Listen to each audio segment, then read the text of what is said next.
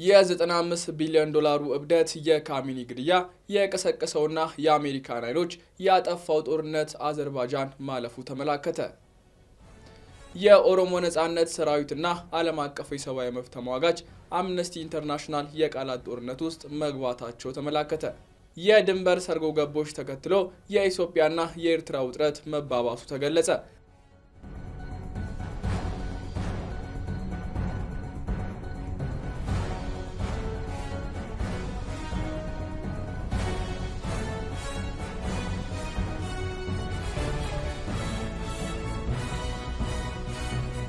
ሰላም ጤና ይስጥልን የቻናላችን ተከታታዮች የሰዓቱን የሀገር ውስጥና የውጭ አጫጭር ዜናዎቻችንን ከኢሳት ጀምሮ ወደ እናንተ የምናደርስ ይሆናል። ለቻናላችን አዲስ የሆናችሁ ሰብስክራይብ በማድረግ ቤተሰብ እንድትሆኑ እንጋብዛለን። የ95 ቢሊዮን ዶላሩ እብደት የካሚኒ ግድያ የቀሰቀሰውና የአሜሪካን ኃይሎች ያጠፋው ጦርነት አዘርባይጃን ማለፉ ተመላከተ። የዚህ መጠነ ሰፊ ጦርነት መቀስቀሻ ደወል የተደወለው በቴህራን እምብርት ላይ በተፈጸመው ድንገተኛና እጅግ የተራቀቀ የአየር ጥቃት ነበር። እስራኤልና አሜሪካ በጋራ ባቀናበሩት በዚህ ጥቃት ብሉ ስፓሮ የተሰኘው እጅግ ዘመናዊ የአየር ላይ ባላስቲክ ሚሳኤል ቁልፍ ሚና ተጫውቷል። ይህ ሚሳኤል በመሰረቱ ለእስራኤል የአሮ የአየር መከላከያ ስርዓት መሞከሪያ ኢላማ ተደርጎ የተሰራ ቢሆንም በውስጡ በተደረገለት ዘመናዊ ማሻሻያ ወደ ገዳይ የጥቃት መሳሪያነት ተቀይሯል። የራፋኤል አድቫንስ ዲፌንስ ሲስተምስ ውጤት የሆነው ይህ ሚሳኤል ከኤፍ-15 የጦር ጀቶች ላይ በመተኮስ ወደ ህዋ ጠርዝ ተጠግቶ በመብረርና በከፍተኛ ፍጥነት ወደ ምድር በመምዘግዘግ ኢላማውን ያጠፋል። የዚህ ሚሳኤል ልዩ ባህሪ የአየር መከላከያ ስርዓቶችን አታሎ ማለፍ መቻሉ ሲሆን ይህም የኢራን መሪ አያቶላ ካሚኒ የሚገኙበትን ከፍተኛ ጥበቃ የሚደረግለትን ግቢ አመድ ለማድረግ አስችሎታል። የኦፕሬሽን ወታደራዊ ብቻ ሳይሆን የኢራንን የፖለቲካና የመንፈሳዊ መዋቅር አከርካሪ የሰበረም ክስተት ነበር። የመሪዋን መገደል ተከትሎ ኢራን የወሰደችው እርምጃ ፈጣንና አውዳሚ ነበር። የኢራን እስላማዊ አብዮት ዘብ ኦፕሬሽን እውነተኛ ቃል ኪዳን 4 በሚል ስያሜ የጀመረው የበቀል ዘመቻ እስራኤልንና በአካባቢ የሚገኙ የአሜሪካ ጦር ሰፈሮችን ኢላማ ያደረገም ነበር።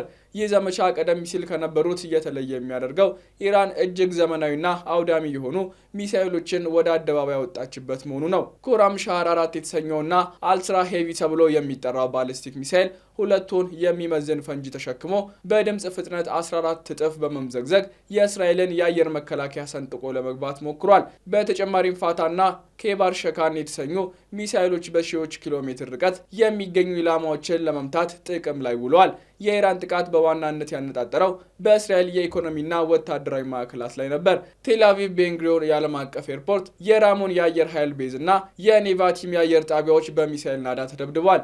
በሚሊዮን የሚቆጠሩ እስራኤላውያን ቀናትን በቦምብ መጠለያዎች ውስጥ እንዲያሳልፉ ተገደዋል። ምንም እንኳን የእስራኤል መከላከያ ሰራዊት አብዛኞቹ ሚሳኤሎች ማክሸፉን ቢገልጽም የተወሰኑት ሚሳኤሎች የመከላከል ዣንጥላቸውን ጥሰው በመግባት በወታደራዊ መሰረተ ልማቶች ላይ ጉዳት አድርሰዋል። በተለይም አንድ ሚሳኤል በቴል አቪቭ ማዕከል ከወደቀ ከደቂቃዎች በኋላ መፈንዳቱ ኢራን ዘግይቶ የሚፈነዳ ቴክኖሎጂን እየተጠቀመች መሆኗን አመላካሽ ነበር። የጦርነቱ አድማስ ወደ እስራኤል ብቻ የተገደበ አልነበረም።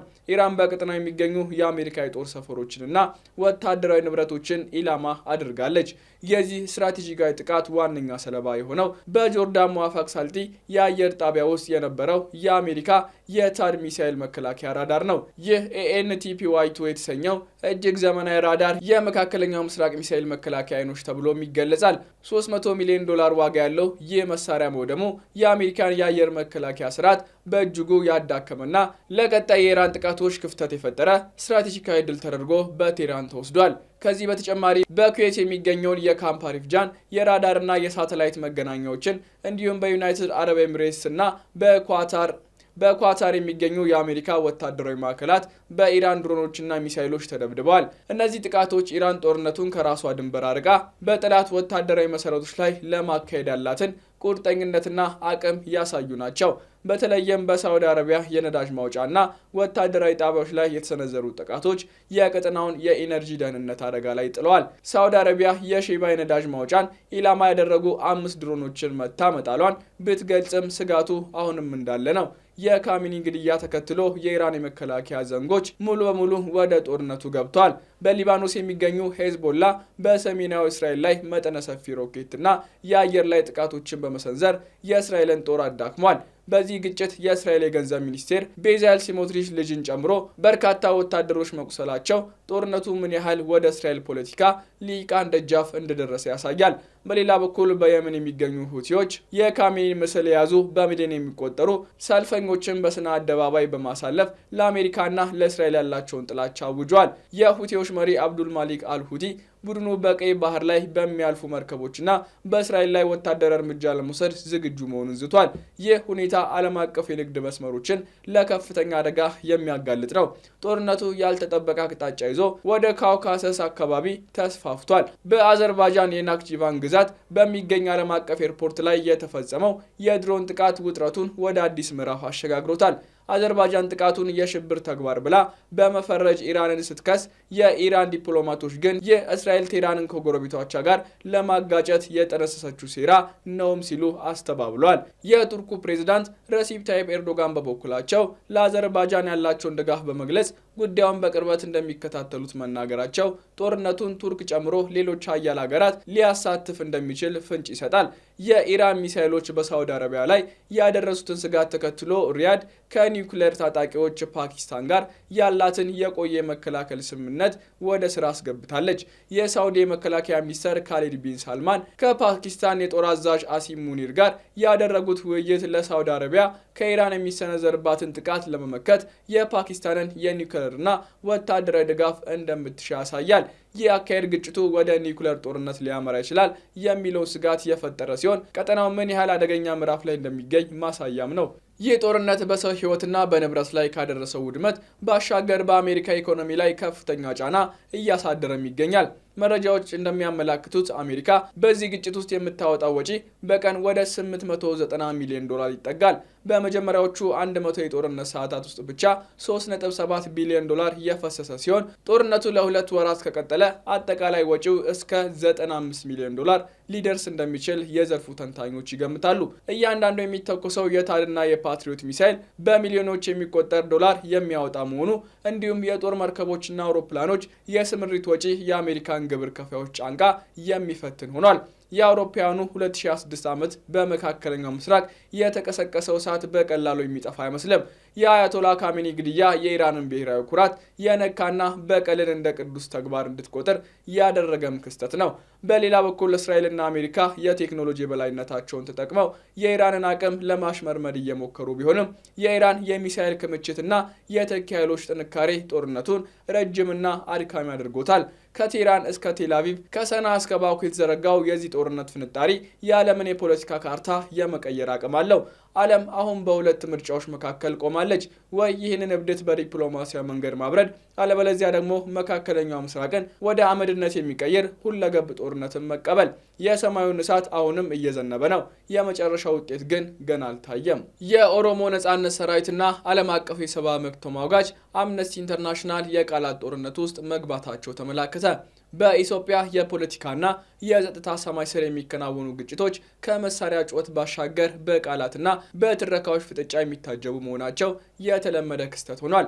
ሰሞኑን አምነስቲ ኢንተርናሽናል ያወጣው ሪፖርትና ይህንኑ ተከትሎ የኦሮሞ ነጻነት ሰራዊት የሰጠው ጠንካራ ምላሽ በምዕራብ ኦሮሚያ እየተካሄደ ያለው ግጭት ምን ያህል ውስብስብና እውነትን ለማውጣት አዳጋች የሆነ ገጽታ እንደተላበሰም ማሳያ ነው። የዓለም አቀፉ የሰብአዊ መብት ተሟጋች ድርጅት በምዕራብ ኦሮሚያ በሴቶች ላይ ተፈጽሟል ያለውን የቡድን አስገድዶ መድፈርና የወሲብ ባርነት ወንጀል ለኦነግ ታጣቂዎች ሲሰጥ፣ ቡድኑ በበኩሉ ይህንን ክስ እውነታን ያላገናዘበና የአሰራር ግድፈት ያለበት ሲል አጣጥሎታል። ይህ ክስተት በጦርነት አውድ ውስጥ የሚፈጸሙ የሰብአዊ መብት ጥሰቶችን የማጣራት ሂደት ምን ያህል ከባድ እንደሆነና ተጠያቂነትን ለማስፈን የሚደረገው ጉዞ ምን ያህል ፈተናዎች እንደተጋረጡበት የሚያሳይ እንደሆነ መገንዘብ ይቻላል። አምነስቲ ኢንተርናሽናል በዓለም አቀፍ ደረጃ ተቀባይነት ያለውና በሰብአዊ መብት ጥሰቶች ዙሪያ የሚሰሩ ጥናቶችን ክብደት የሚሰጣቸው ተቋም ነው። ድርጅቱ ባወጣው ሪፖርት ላይ በምዕራብ ኦሮሚያ የሚንቀሳቀሱ ታጣቂዎች በሴቶችና ሕፃናት ላይ የፈጸሙትን ዘግናኝ ወንጀል በዝርዝር አስቀምጧል።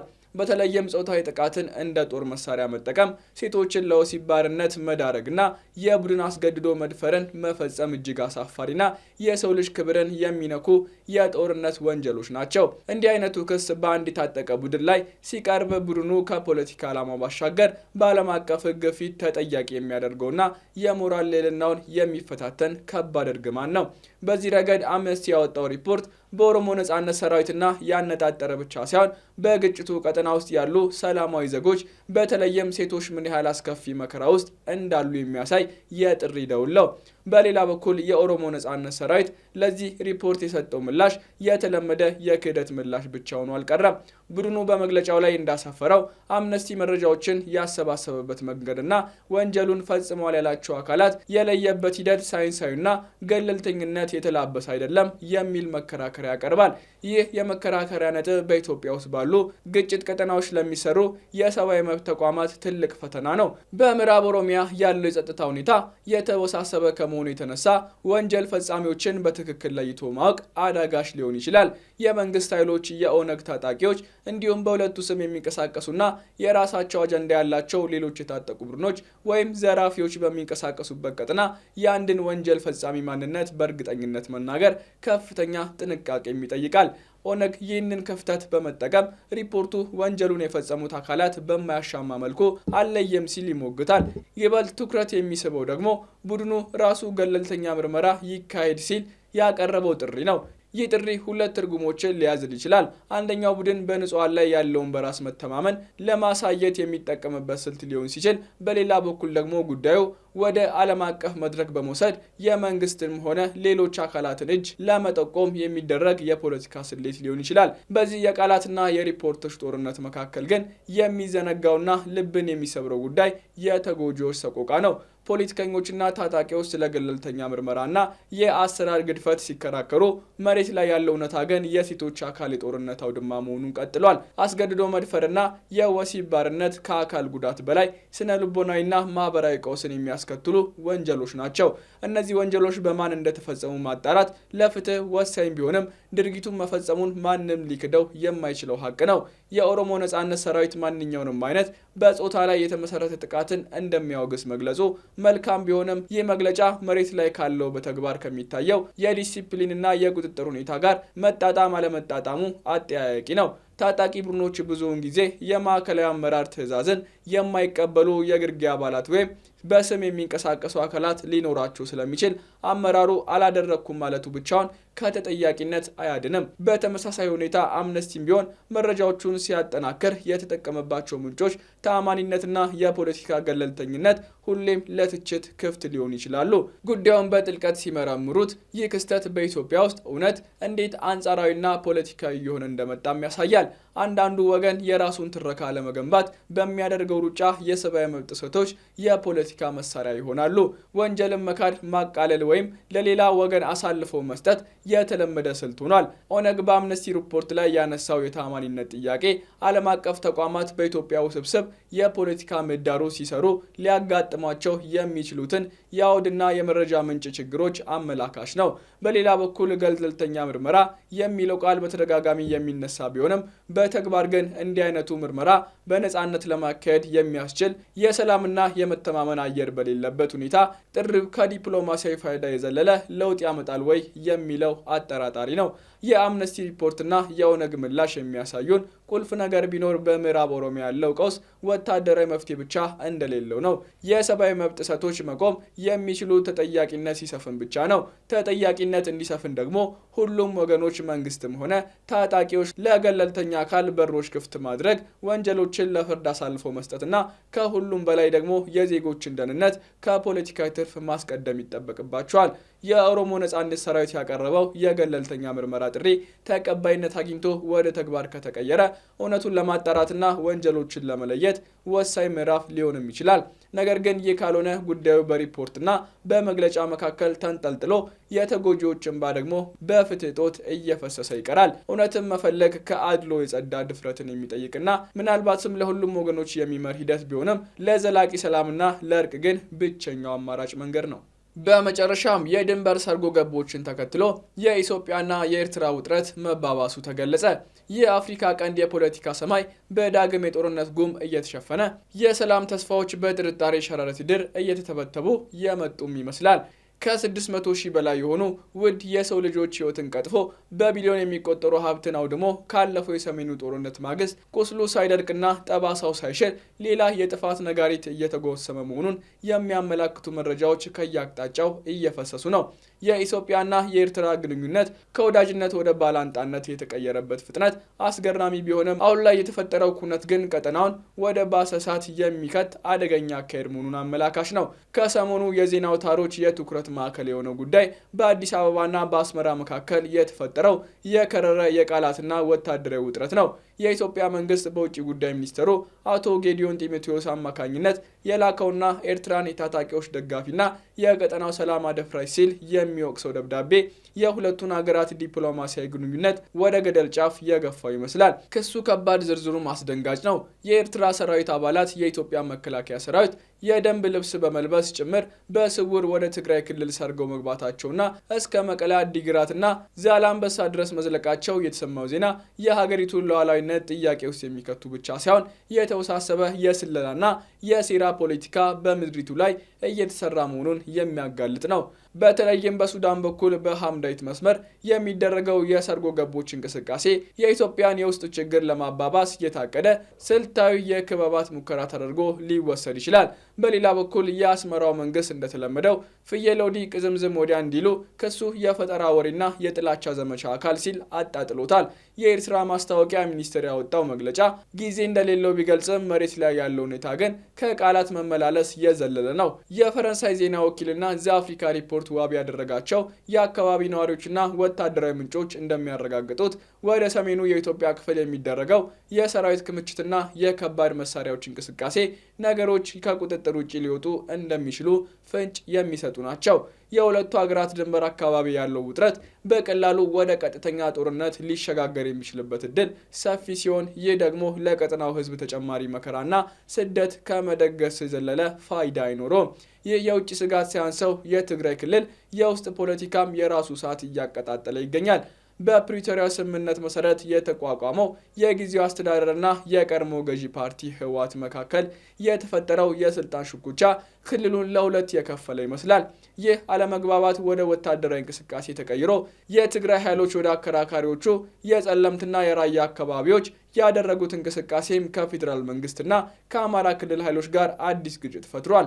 የፌዴራል መንግስትም ለዚህ እንቅስቃሴ ምላሽ ለመስጠት የወሰደው የአየር ላይ ድብደባና የበረራ እገዳ ጉዳዩን ወደ አደገኛ ደረጃ አሸጋግሮታል። የድሮን ጥቃቱ በማዕከላዊ ትግራይ መፈጸሙ የፌዴራል መንግስቱ ለህወሓት ወታደራዊ እንቅስቃሴ ያለውን ትዕግስት እየጨረሰና በማንኛውም መንገድ ኃይልን ለመጠቀም ወደ ኋላ እንደሚያይል የሚያሳይ መልእክት ነው። እነዚህ ክስተቶች ተደማምሮ ሲታዩ ኢትዮጵያ አሁን ያለችበት ሁኔታ እጅግ አሳሳቢ ያደርገዋል። በአንድ በኩል ከኤርትራ ጋር የሚደረገው ፍጥጫ፣ በሌላ በኩል ደግሞ በትግራይ ውስጥ ያለው የውስጥ ሽኩቻና የአከራካሪ ቦታዎች ግጭት ሀገሪቱን በበርካታ ግንባሮች ወደሚካሄድ ጦርነት ሊያስገባት ይችላል። በተለይም ህወሓት አከራካሪ ቦታዎችን በኃይል ለመውሰድ የሚያደርገውን እንቅስቃሴ የፕሪቶሪያን ስምምነት አደጋ ላይ የሚጥልና የፌዴራል መንግስቱን እምነት የሚሸረሽር ነው። የፌዴራል መንግስቱም ቢሆን እነዚህን ጥያቄዎች በፖለቲካዊ መንገድ ከመፍታት ይልቅ ወታደራዊ እርምጃን ማስቀደሙ ለሰላም የተሰጠውን እድል የሚያመክን ይሆናል። በተጨማሪም ከግብጽ ጋር ያለው የህዳሴ ግድብ ውጥረትና የግብጽ መንግስት በቀጠናው ያለውን ተጽዕኖ ለማሳደግ የሚያደርገው ጥረት የኢትዮጵያን የውጭ ግንኙነት ፈተና ውስጥ የሚከት ነው። ኤርትራና ግብጽ በሶማሊያ ጉዳይ ላይ የፈጠሩት ጥምረት ኢትዮጵያን በዲፕሎማሲያዊና ወታደራዊ ቀለበት ውስጥ ለማስገባት የታለመ ስትራቴጂ አካል ተደርጎ ሊወሰድ ይችላል። ከአዲግራት ተራሮች እስከ ዛላምበሳ ሸለቆች፣ ከራያ ሜዳዎች እስከ አስመራ ቤተ መንግስት የሚነፍሰው ንፋስ የሰላም ወይስ የጦርነት የሚለው ጥያቄ የብዙዎች የልብ ትርታ ሆኗል። ጦርነትን የሚፈልግ ጦርነትን ያላየ ብቻ ነው እንደሚባለው የኢትዮጵያና የኤርትራ ህዝቦች የጦርነት አስከፊነት ጠንቅቀው ያውቁታል። ሆኖም ግን የፖለቲካ መሪዎች ከስሜታዊነትና ከእልህ ተላቀው ችግሮችን በጠረጴዛ ዙሪያ ለመፍታት ካልቻሉ የታሪክ ስህተት ዳግም መፈጸሙ አይቀርም። አሁን ባለው ተጨባጭ ሁኔታ የቃላት ጦርነቱ ወደ መሳሪያ ግጭት ከመቀየሩ በፊት ዓለም አቀፍ ማህበረሰብ እና የቀጠናው የሰላም ተቋማት ጣልቃ በመግባት የሁለቱን ሀገራት ውጥረት ለማርገብና በትግራይ ያለውን የውስጥ ችግር በሰላማዊ መንገድ ለመፍታት የሚያስችል መደላደል መፍጠር ይኖርባቸዋል። ካልሆነ ግን የአፍሪካ ቀንድ እንደገና የደም ምድር ሆኖ መቀጠሉ የማይቀር ሀቅ ነው።